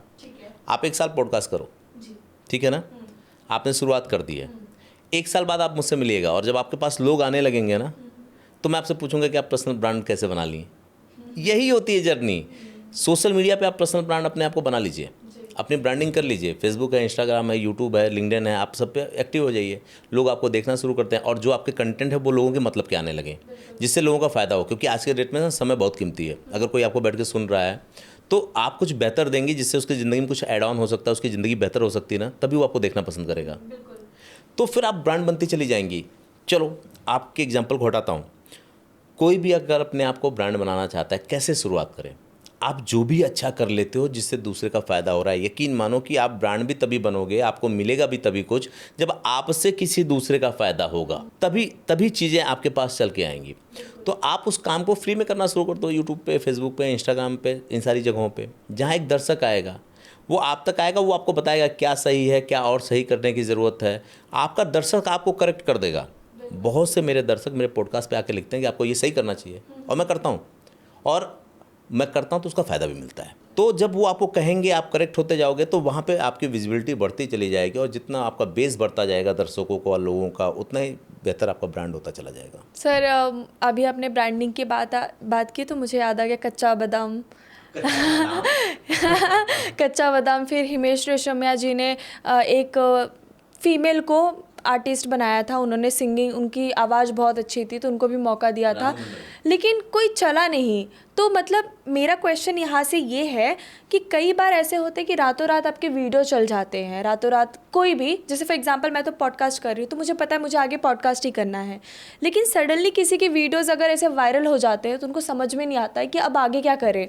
तो ऐसे में आप उनको क्या सजेस्ट करेंगे? देखो, जब कुछ लोग मेरे पॉडकास्ट पे बैठते हैं ना, वो मुझसे ये कहते हैं कि जो सक्सेस जितनी तेज़ी से मिलती है ना, वो उतनी तेज़ी से जाती है। आप इसको ऐसे समझो कि आपको लॉटरी में 1 करोड़ मिल जाए, आप उसको संभाल नहीं पाएंगे। आपको 1 करोड़ दे देंगे, आपके पास कोई प्लान नहीं है, कुछ नहीं, पैसा आपके पास आ गया, कुछ रख देंगी, कुछ कहीं डाल देंगी, फिर अपने ज़रूरत की चीज़ों को लेंगी, और जो ज़रूरत की चीज़ें नहीं हो उसको भी लेना शुरू करेंगी, और ऐसे आराम में उस सारे पैसे को उड़ा देंगी आप, क्योंकि वो अचानक से वो आया हुआ पैसा आपके पास। लेकिन आप एक बिजनेसमैन है या कोई ऐसा काम कर रहे हैं जहाँ पैसा कमाने के लिए आप लगातार स्ट्रगल कर रही हैं, तो जब आप स्ट्रगल कर रही हैं और आपके पास तब जब पैसा आएगा ना, तो आपके पास प्लान होगा। आपके पास जब 1 करोड़ आएगा तो उसको आप 2 करोड़ बना पाएंगे। तो जो आपने रानू मंडल की बात की, जिसको हिमेश रेशमिया जी ने वो लॉन्च किया था, या कुछ और बातें जो आपने कही हैं, कुछ और लोगों का एग्जांपल दिया है, तो उसमें यही होता है कि उनके पास अपने कैरियर को लेकर के कोई प्लान तो होता नहीं है, अचानक से लॉटरी लगती है और रातों रात वो हाईलाइट हो जाते हैं। अब उसके बाद करे क्या? उसी पे वो अपनी चीज़ों को लेकर के आगे चलते रहते हैं, उनको लगता है कि आगे चल जाएगी, लेकिन ऐसा होता नहीं है। उसके लिए फिर आपको ये करना पड़ता है कि आपके पास आगे प्लान होना चाहिए कि अगर हम मशहूर हो गए तो क्या हम गाना किसी से लिखवाएंगे, क्या गाना हम खुद लॉन्च करेंगे, या आगे ऐसी कौन सी चीज़ होनी चाहिए जो पब्लिक के दिमाग में बने रहे। एक रात के लिए आप आए तो दूसरी रात को आप उनके दिमाग से उतर भी जाओगे। लगातार उनके दिमाग में रहना है तो आपको, मान लो जैसे आप पॉडकास्ट कर रहे हो सकता है आपके 2-4 पॉडकास्ट बहुत अच्छे चले गए, फिर आप 2-4-6 महीने तक आओ ही मत। इतने लोगों की भीड़ है कि लोग आपको भूल जाएंगे। बिल्कुल बिल्कुल बिल्कुल, मतलब आपकी मार्केट शिफ्ट हो जाती है। मार्केट शिफ्ट हो जाती है, फिर आपको लगातार बने रहना पड़ेगा। अगर आप लगातार नहीं हैं तो कोई भी चीज़ सर्वाइव नहीं कर सकती। सर सक्सेस के पीछे मोटिवेशन नहीं, क्लैरिटी होती है, इस पर आप क्या कहना चाहेंगे? क्लैरिटी तो बहुत ज़रूरी है। अगर क्लैरिटी नहीं है तो आप 2 कदम का भी सफ़र नहीं तय कर सकती। अच्छा, मोटिवेशन और इंस्पिरेशन 2 चीज़ होती है। मोटिवेशन मैंने आपको पंप कर दिया, आप मुझसे मिली और आपकी किसी 1-2 खूबी को लेते हुए मैंने आपको बहुत सी बातें कर ली, आप पंप हो गई, अरे अब तो हम तोड़ देंगे, फोड़ देंगे। अगले ही दिन आपको कोई मिल गया, अरे यार ज़िंदगी तो बहुत बकवास है, क्या तुम क्या करने जा रही हो? पॉडकास्ट करने जा रहे हो? अरे इतने लोग कर रहे हैं, हर रोज़ तो 10 लोग लॉन्च हो रहे हैं, क्या कर लोगे तुम, क्या उखाड़ लोगे, कुछ नहीं मिलने वाला है। अब तुम सोचोगे यार वो तो कह रहे थे इतना सब कुछ, अब उसकी वो निगेटिविटी आपको तोड़ देगी। इसकी जगह आप इंस्पायर अगर हो रही हैं, आपके अपने सपने हैं और हर रोज़ वो आपके अंदर से आते हैं कि अरे मैं पॉडकास्ट करूंगी और धीरे धीरे इन चीज़ों करूंगी, इससे अपने बिजनेस को बनाऊंगी और इसको बड़े प्लेटफॉर्म पे लेके जाऊंगी, लोगों की ज़िंदगी बदलूंगी, इनको लेके आऊंगी, उनको लेके आऊंगी, तो वो जो दूसरे लोग कहने वाले होंगे ना, उससे फ़र्क नहीं पड़ेगा। तो मोटिवेशन के बजाय इंस्पिरेशन लेना चाहिए। इंस्पिरेशन अगर आप लेती हैं या आप खुद को प्रेरित करती हैं तो आपकी जर्नी लंबी होगी। सर आपने एक शो आपने रन किया है जिसका नाम है a handshake can change your world, right? तो ऐसा कोई जिक्र करना चाहेंगे किसी हैंडशेक के बारे में जिसने आपकी ज़िंदगी बदल दी? उसमें मेरा वो ये था कि हाथ से हाथ मिलाओ, दुनिया बदल जाएगी। मैं रिसेंट कुछ एग्जांपल देता हूँ। कुछ लोग आए, अमूमन क्या होता है कि जब आपके पास दर्शक अच्छे आते हैं तो लोग सोचते हैं कि आपके पॉडकास्ट पे आओ। अधिकतर मेरे पॉडकास्ट फ्री ही होते हैं, जहाँ लगता है कि नहीं बातचीत कुछ ऐसी होनी चाहिए। अच्छा होता क्या है कि जब आप पॉडकास्ट करते हो तो उसका अपना खर्च होता है, जहाँ एडिटिंग होती है, कैमरा होता है, कैमरामैन होगा, सारी चीज़ें होती हैं। तो जब कोई नया आना चाहता है तो लोग उसको ब्रेक नहीं देते हैं, क्योंकि अधिकतर लोग ये है कि पॉडकास्ट से पैसे भी आएँ, क्योंकि उनको बाकी चीज़ें चलाती हैं। कुछ लोग ऐसे होते हैं जो उसमें आपको पैसे नहीं दे सकते। मैं नाम नहीं लेना चाहूँगा। पिछले 6 महीने में ऐसे 4 लोग मेरे पॉडकास्ट पे बैठे हैं जो शून्य से और आज ऐसी जगह पे हैं जिसकी आप कल्पना भी नहीं कर सकती हैं कि 6 महीने में किसी की लाइफ इतना बदल सकती है, 4 महीने में किसी की लाइफ इतना बदल सकती है। अब हुआ क्या कि मैंने उनसे हाथ मिलाया, वो मेरे पास आए और मुझसे बोले कि हम बैठना चाहते हैं, और हमने कहा चलो ठीक है यार, मौका देते हैं, क्योंकि उनके अंदर दम था। ये तो मैंने देख लिया था बातचीत में कि वो तहलका मचाएंगे। चलिए मैं कुछ नाम ले ही लेता हूँ। आप मनमोहन योगी जी को देख लीजिएगा, आप अमर सर को देख लीजिए। ये वो लोग हैं जिनके अंदर सच में दम था, प्लेटफॉर्म मिलने की ज़रूरत थी। निशा राजपूत जी को देख लीजिए। ऐसे कई नाम हैं आप जिनको देखेंगे ना, उनके अंदर पोटेंशियल थे, मौके नहीं मिल पा रहे थे, वो कहीं बैठ नहीं रहे थे। जब वो कुछ लोग तो सीधे मेरे ही चैनल पे जिनका पहला पॉडकास्ट था, कुछ ऐसे भी लोग हैं जिनका दूसरा पॉडकास्ट मेरे पे था। आज जब मैं भी उनको फ़ोन करता हूँ ना तो उनके पास टाइम नहीं होता। बोलते हैं सर मैं आता हूँ, मिलता हूँ सर, 1-2 दिन में मिलता हूँ। मैंने उनसे हाथ मिलाया, उन्होंने मुझसे हाथ मिलाया। मेरी स्थिति तो जो बदली वो बदली, उनकी स्थिति बदलने के बाद ये सारे लोग पूरे समाज को बदल रहे हैं। मनमोहन योगी के लोग दीवाने हैं, अमर सर के लोग दीवाने हैं, निशा राजपूत से जाने कितने लोग टेलरिंग सीख रहे हैं, कितनी महिलाएं और कितनी लड़कियां घर में बैठ के काम कर रही हैं। तो आपने किसी की तरफ हाथ बढ़ाया और उसने 2-4 लाख लोगों की तरफ हाथ बढ़ाया। तो मेरा ये मानना है कि आप किसी एक की मदद कर दो जिसका कर सकते हो, उसमें अगर सामर्थ्य होगी तो वो दूसरे लोगों की ज़िंदगी बदल देगा। तो इसीलिए मैंने लिखा था कि हाथ से हाथ मिलाओ, ज़िंदगी बदल जाएगी। बहुत ही अच्छा आपने जो चैनल का नाम सोचा है ना सर, एक बहुत ही अमेजिंग सा था। तो सोच के ऐसा लगता है कि यार कितना अमेजिंग कॉन्सेप्ट है, बहुत ही अच्छा नाम है। सबसे पहले सर एक और ये मेरे मन में सवाल आता है, जैसे आपने कहा हाथ मिलाकर आप दुनिया बदल सकते हो। तो सर जैसे कि अभी मैंने बहुत रिसेंटली था कोविड-19 ये सब जब चला था, तो हाथ मिलाना चाहिए या ये, आप दोनों में से कौन सा प्रीफर करते हैं? और अगर आप हाथ मिलाना चूज़ करते हैं तो क्या मैंने सुना है कि उससे एनर्जी पास ऑन होती है, इज़ इट ट्रू? हाँ, वो लोग कहते हैं कि अगर आप किसी से हाथ मिलाते हो या किसी से गले मिलते हो तो जो आपकी ऊर्जा होती है वो ट्रांसफ़र होती है, उनकी ऊर्जा आप में आती है। इसीलिए लोग कहते थे कोविड में हाथ मिलाने से जो कि कोविड हो जाता था। ये हाथ मिलाने वाला जो कहना था मेरा ना, वो सिंबॉलिक था। उसका मेन मीनिंग तो ये था कि मदद करो, किसी की मदद करो। ये सिर्फ ये नहीं था कि सच में हाथ मिलाने से चीज़ें हो जाती हैं। आप किसी को गले लगाने से मतलब होता है किसी को एक्सेप्ट करो। हाथ मिलाने का मतलब है कि उसकी मदद करो। आप यकीन मानेंगी, किसी एक की ज़िंदगी आप बदलते हो ना, और वो जब 4 की ज़िंदगी बदलता है और बैठ करके जब आप देखते हो तो बहुत सुकून मिलता है और आपको ये लगता है कि इस दुनिया में हम कुछ बेहतर कर पा रहे हैं। एक सच है, जो इस दुनिया में पैदा हुआ है उसको मरना है, चाहे वो पूरी दुनिया के सोने चांदी हीरे जवाहरात अपने पास रख ले, लेकिन वो इस दुनिया से जाएगा। तो भाई कुछ ऐसा करके चलते हैं ना जिसके लिए लोग आपको याद करें। सर लव विद बेनिफिट, इसके पीछे का रीज़न क्या है? मतलब यही नाम क्यों? मतलब मुझे तो ये लगता है कि कुछ चीज़ें ना पीछे से आती है, ईश्वर देता है आपके दिमाग में। मैंने लिखा एक कहानी, पहले तो एक प्लॉट थी कि 3 जर्नलिस्ट गांव से आते हैं, शहर में मिलते हैं, उनकी ज़िंदगी में भी बहुत कुछ होता है, उनको किसी से इश्क होता है, उसमें कोई गलत और सही नहीं होता। वो सिचुएशन बेस्ड कहानी होती है। आपको भी इश्क हुआ था सर? सबको होता है। दिल टूटे आपके भी?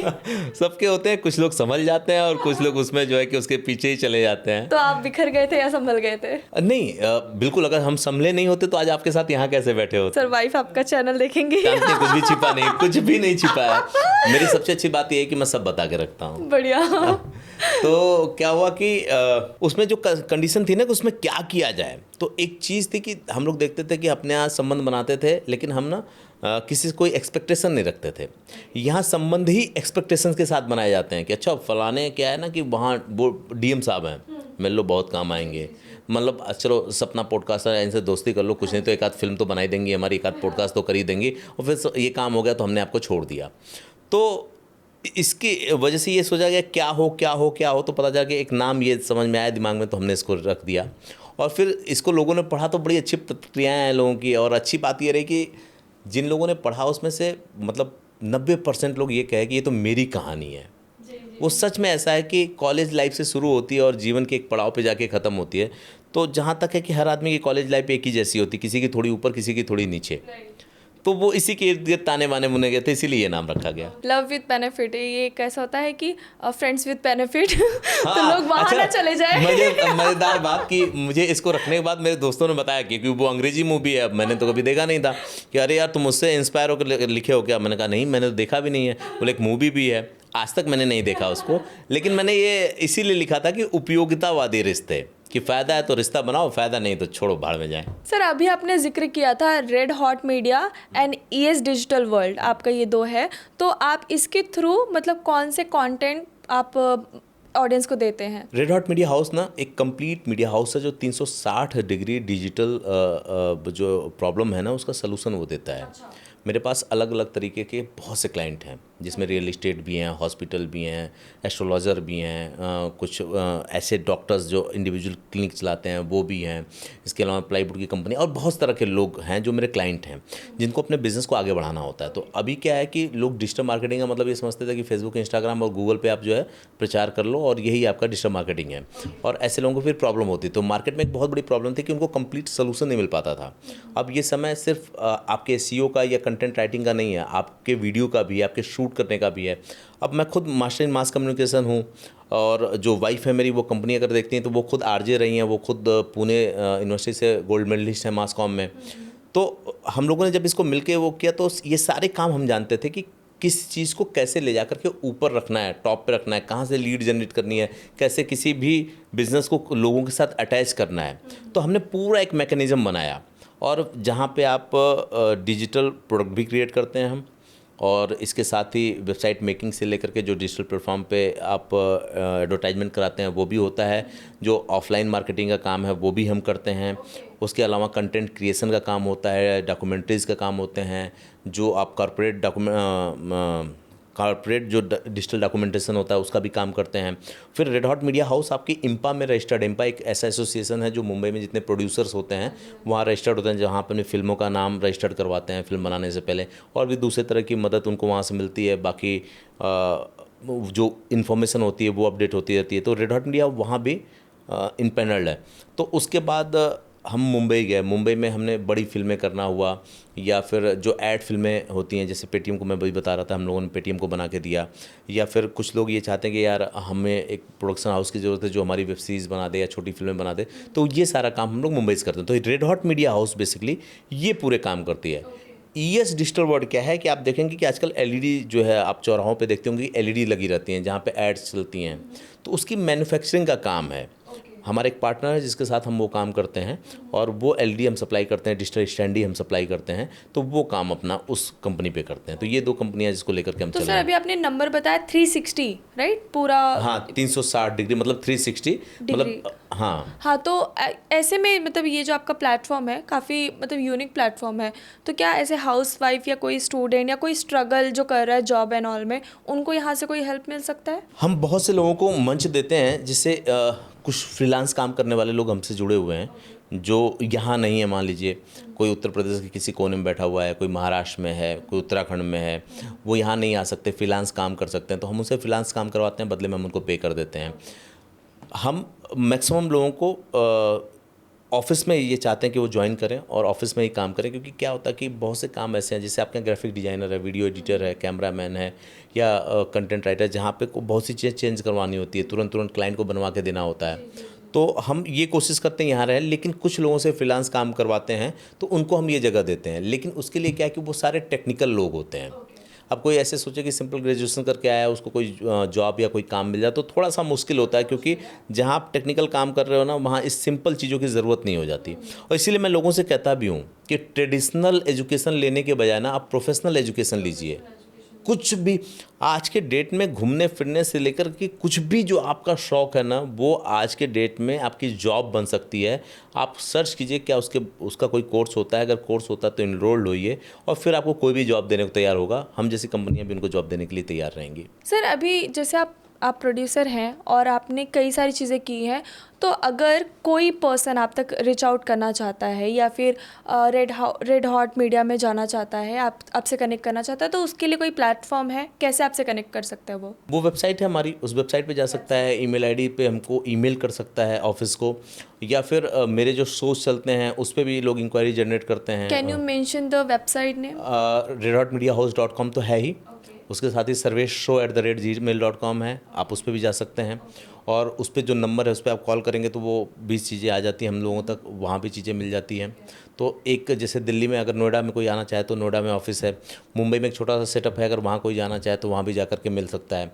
बहुत जल्दी हम 1-2 जगहों पे और इसको डालने जा रहे हैं, तो फिर वहाँ पे भी अब हमारी कोशिश तो ये कि इसको बढ़ाया जाए और कुछ लोगों को और जोड़ा जाए और अपनी टीम के लोगों की संख्या और बढ़ी की जाए। Great sir, great. तो भाई कनेक्ट करिए, सर बैठे हैं, और अगर आप स्ट्रगल कर रहे हो तो मुझे लगता है कि सर एक बहुत अच्छे ऑप्शन बन सकते हैं आपके लिए, ताकि आप सर तक रीच आउट करो और उन सर से मदद लो।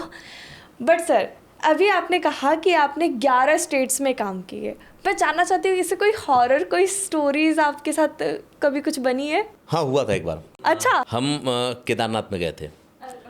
केदारनाथ डिजास्टर के 6 महीने बाद वापस जब वहाँ थोड़ा काम हो गया तो ये प्लान बना टीवी चैनल का कि आप जाओ एक स्टोरी करो और लोगों को बताओ कि अब केदारनाथ वापस से लोग जा सकते हैं अगले साल से, क्योंकि वहाँ पे चीज़ें बदल गई हैं। तो जब मैं वहाँ गया तो वहाँ आप जो लोग भी जाते होंगे तो मंदिर से थोड़ा पहले एक हॉस्पिटल टाइप का तब बना हुआ था। अब क्या है मुझे मालूम नहीं, क्योंकि काफ़ी टाइम हो गया, मुझे 3-4 साल हो गए हुए, मैं वहाँ गया नहीं। तो वहाँ पे कोई था नहीं। कुछ नेपाली लोगों को ले जा करके कर्नल अजय कोटियाल अपने टीम के साथ काम कर रहे थे। तो उनके रहने के लिए वही जो हॉस्पिटल तब था उसको उन्होंने अपने रहने के लिए बना रखा था, क्योंकि कोई था नहीं वहाँ पे। और इन लोगों को भी लेके गए थे तो वो कुछ लोगों को हेलीकॉप्टर से लेके जाते थे, कुछ लोगों को दूसरी चीज़ों से ले जा करके वहाँ पे, क्योंकि रास्ता तब तक बनाया नहीं था इन लोगों ने। मैं रात में गया वहाँ पे तो अच्छा ये लोग मशीन वगैरह भी लेके गए थे वहाँ पे। किस तरीके से लेके गए थे, कुछ दूसरी चीज़ों संसाधनों से वहाँ पे लेके गए थे, कुछ खच्चर वच्चर के थ्रू खिंचवा कर लेकर गए थे। तो जब मैं गया कर्नल साहब के तो इतनी बड़ी खोपड़ी रखी हुई थी वहाँ पे, अंदर घुसते ही 1 खोपड़ी और 2 खोपड़ी। तो मैं देखा तो मैं डर गया, मैंने कहा ये क्या है। तो कर्नल साहब बोले कि नहीं, सबसे पहले क्या हुआ कि वहाँ रात में हम लोग खा के गए तो मुझे ना अजीब अजीब सी आवाज़ें सुनाई दे रही थी, जबकि जस्ट पीछे वो केदारनाथ जी का मंदिर था। जस्ट पीछे केदारनाथ मंदिर है। मुझे अजीब, अब मुझे समझ नहीं आया, रात को नींद नहीं आ रही थी। कर्नल साहब सोए हुए हैं इधर बगल में, कर्नल साहब तो अपने कमरे में थे, बगल वाला ही कमरा था, लेकिन मेरे साथ जो उनके साथ के लोग थे वो लोग सोए थे। बहुत से लोग ये वीडियो देख भी रहे होंगे, उनको हो सकता है ये घटना याद भी आए। और फिर मैं रात को समझ नहीं आया, किसी तरह से रात कटे क्या हो, कुछ मशीनें भी चल रही थी, रात भर काम भी होता था वहाँ पे। मुझे ना लोगों को चिल्लाने की आवाज़ आती थी, मतलब मुझे लगता था लोग चिल्ला रहे हैं वहाँ पे। ये मुझे लगता है जो भी लोग सुन रहे होंगे पहली बार सुन रहे होंगे, और कर्नल अजय कोटियाल साहब इसके गवाह हैं। जब सुबह हुई चाय वाय पी रहे थे हम लोग, तो हमने उनसे बोला कि सर मुझे तो ऐसा ऐसा सुनाई दे रहा था। तो उन्होंने मुझसे कहा कि बहुत लोगों को ऐसा यहाँ पे लगता है। मैंने कहा क्यों? अच्छा, हम लोग ये सुनते थे ना कि जो जिसकी एक्सीडेंटल डेथ होती है, इस तरह का होता है, वो उसकी अकाल मौत होती है तो ऐसा होता है। लेकिन फिर वो एक मंदिर, एक देव स्थान है, वहाँ तो ऐसी कोई बात नहीं होगी। लेकिन हो सकता है कई बार अपना भ्रम ही अपने आप को डरा देता हो। तो हम लोग जब बाहर आए तो मैंने देखा एक कितनी बड़ी खोपड़ी और एक छोटी सी खोपड़ी रखी हुई थी। मैंने उनसे कहा कि ये क्या है? तो उन्होंने कहा कि कुछ दिन पहले एक लड़के की और एक औरत की मौत हो गई थी, उसकी पूरी बॉडी ना सड़ गई थी और वहाँ पे कुछ था और कुछ चीज़ें बची हुई थी, क्या था वहाँ से, वो खोपड़ी रियल लेकर के वो लोग आए थे और वहाँ रखा हुआ था। जो लोग डरते थे उनको वो दिखाते थे। और कर्नल अजय कोटियाल साहब अपने आप में ही बड़े अलग तरह की शख्सियत थे। तो वो चीज़ थी ना, जब तो मैंने जो देखा और जो फील किया, तो आज तक ये द्वंद्व रहता है मेरा अपने आप से कि वो जो आवाज़ें थी वो सच थी या झूठ थी।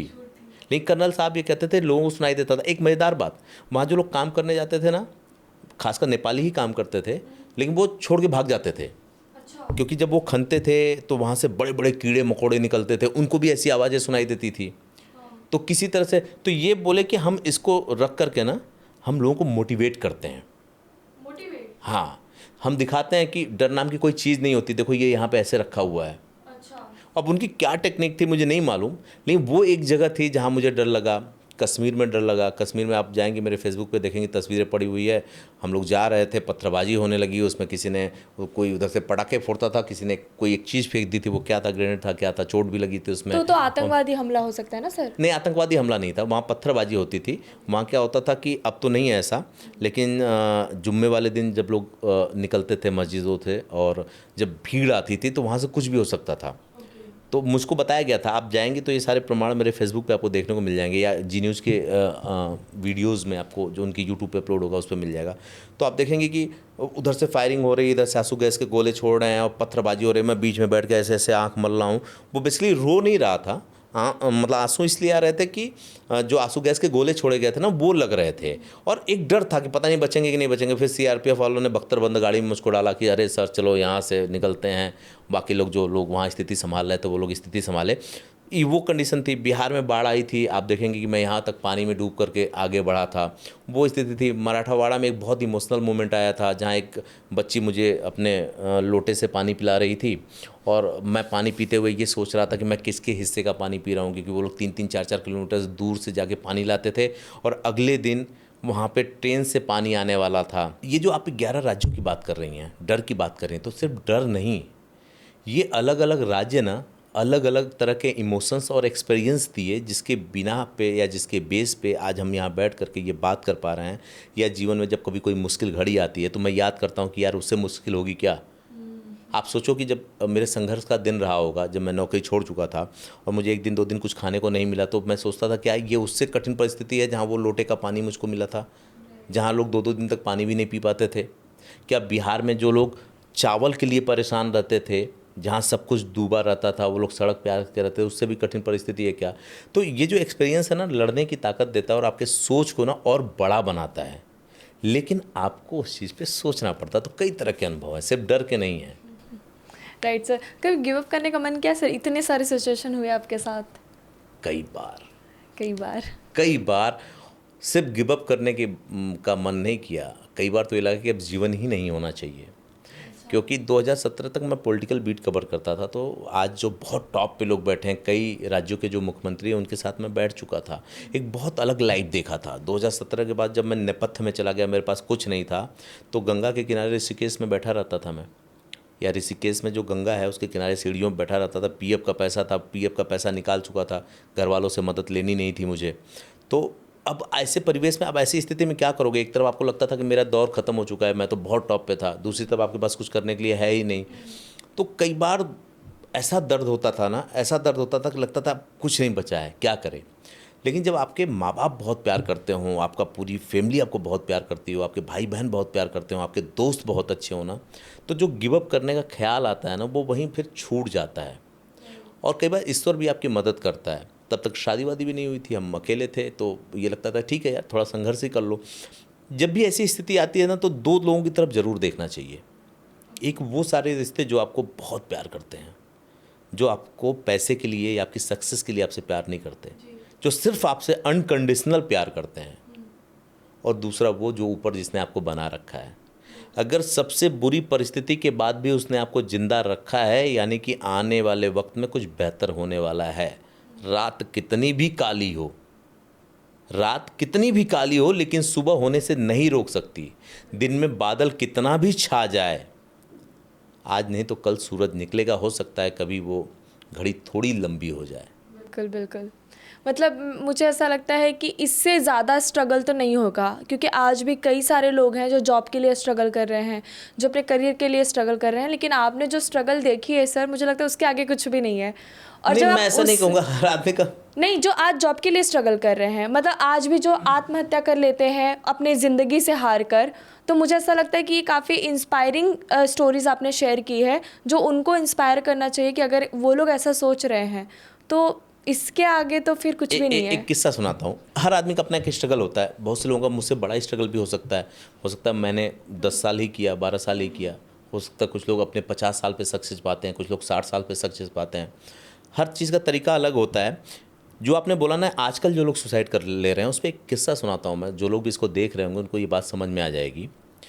होता क्या है कि हम लोग जो है ना, हम 90 के आसपास के, 90 से पहले वाले लोग हैं। तो हमारे समय में दादी बाबा के साथ पले बढ़े, हम बड़े हुए। जॉइंट फैमिली होती थी, बड़ी फैमिली होती थी। हम खेलने के लिए बच्चे भी मिलते थे और चीज़ें भी मिलती थी।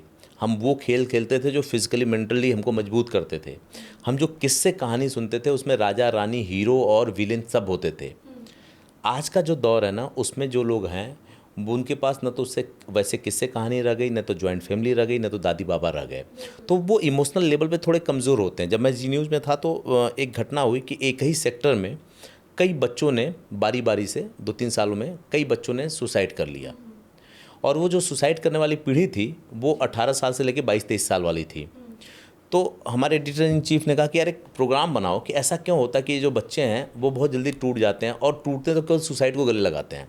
तो हम जब प्रोग्राम कर रहे थे तो एक सेक्रेटरिस्ट के पास गए, उनसे हमने पूछा कि जरा आप मुझे बताइए कि इसके पीछे साइकोलॉजिकल रीज़न क्या होता है। तो उन्होंने यही बताया कि जो पुरानी पीढ़ी थी ना, वो विचारों से बड़ी मजबूत थी, और वो ये सोचती थी कि चलो यार हमने अपना कर्म कर दिया, और बाकी जो है ना वो भगवान के हाथ में है, वो जो फल देगा वही होगा, हमारे हाथ में नहीं है। तो हम जब फेल हो जाते थे किसी चीज़ में तो हम ये मान लेते थे यार ईश्वर की मर्जी है, ईश्वर जो चाहेगा वही होगा, वो अभी हमारा टाइम नहीं है। हम कई अपने आप को तर्क देते हैं, यार हमारा टाइम नहीं आया है, ईश्वर की मर्जी है, हो सकता कुछ बेहतर होने वाला हो इसलिए ऐसा हुआ, मेरा टाइम आएगा। ऐसी ऐसी चीज़ें हम लोग सोचते हैं। फिर हमें जो सजेशन देने वाले होते हैं वो भी यही कहते हैं कि यार ज़िंदगी रुकती थोड़ी है, कुछ और कर लो, ये वो बहुत सी चीज़ें होती हैं। आज का जो युवा है ना, वो जब फेल होता है तो वही सोचता है कि जो हूँ वो मैं ही हूँ, मैंने किया नहीं हुआ मतलब मैं फेल हो गया। उसके जीवन में भगवान के नाम की कोई चीज़ नहीं होती, उसके जीवन में ऑप्शन बी नहीं होता, ऑप्शन सी नहीं होता। तो ऐसे में क्या करता है वो कि जब वो हारता है ना तो वो कोई विकल्प नहीं चुनता, वो सीधे सुसाइड कर लेता है, अपने आपको मौत के हवाले कर देता है। उसको लगता है यार सब खत्म हो गया। तो उसके पीछे 2-3 वजह हैं। एक तो आज का जो परिवेश है जहाँ पे वो पल रहा है, आज वो जो देख रहा है, जो खेल खेल रहा है, वो वीडियो गेम खेल रहा है, वो गेम खेल रहा है जहाँ पे वो हार गया तो माँ बाप की हत्या ही कर देता है, माँ बाप के अकाउंट खाली कर देता है। हमारे यहाँ तो ऐसा होता था कि हमको ही चोट लगती थी, फिर घर आते तो मम्मी पापा 2 थप्पड़ लगा देते तो हम और मजबूत ही हुए हैं। आज वाला युवा मेंटली भी कमज़ोर है, फिजिकली भी कमज़ोर है और इमोशनली भी कमज़ोर है, जिसका रिजल्ट ये निकल के आता है कि जब वो हारता है तो खुद को ख़त्म करने की बात सबसे पहले सोचता है। सर मैं एक ना जर्नलिस्ट, मेरे मन में भी कई बार सवाल होते हैं कि आज का जो दौर है वो बहुत ही बदल गया है। तो पहले और अभी में आपको क्या फ़र्क दिखता है जर्नलिज्म में? बहुत बड़ा फ़र्क है। अब मैं बहुत पहले नहीं चलूँगा, वरना अखबारों की बात करूँगा उसकी तो वो दूसरा होगा। जब टेलीविज़न शुरू हुआ था ना तो वो सिर्फ एक माध्यम था। अच्छा, जर्नलिज्म जो थे, पत्रकारिता जो थी ना, वो माध्यम पे डिपेंड करती थी। तो जो ये टीवी वाला सेक्शन था वो एक माध्यम था।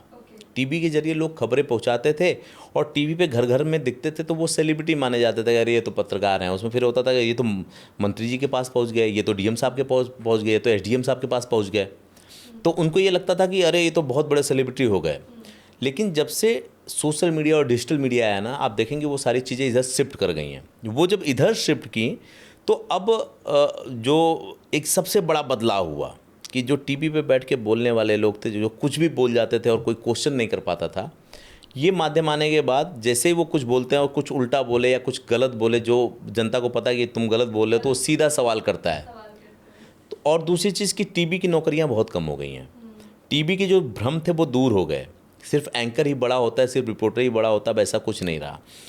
दूसरी चीज़ कि जो टैलेंटेड लोग हैं उनको मौका मिलना शुरू हुआ। बहुत से लोग अपने न्यूज़ चैनल बना करके चला रहे हैं। बहुत से लोग आप देखेंगे कि तब हेल्थ का एक बुलेटिन चलाने के लिए बड़ा जद्दोजहद करनी पड़ती थी, बहुत पैसा देना पड़ता था। अब जैसे आपने पॉडकास्ट का चैनल बना लिया, किसी ने इंटरटेनमेंट का चैनल बना लिया, किसी ने हेल्थ का चैनल बना लिया, किसी ने बिजनेस का चैनल बना दिया, किसी ने क्राइम का चैनल बना लिया, किसी ने न्यूज़ का चैनल बना लिया। ऐसे आप जाएंगे तो कम से कम 100-150 ऐसे सेगमेंट है जिसमें चैनल बना करके आप काम कर सकती हैं, जहाँ डायरेक्ट आपको एडसेंस से भी पैसा मिलता है, स्पॉन्सरशिप भी मिलती है, जो ब्रांड लॉन्च हो रहे हैं वो लोग भी देते हैं।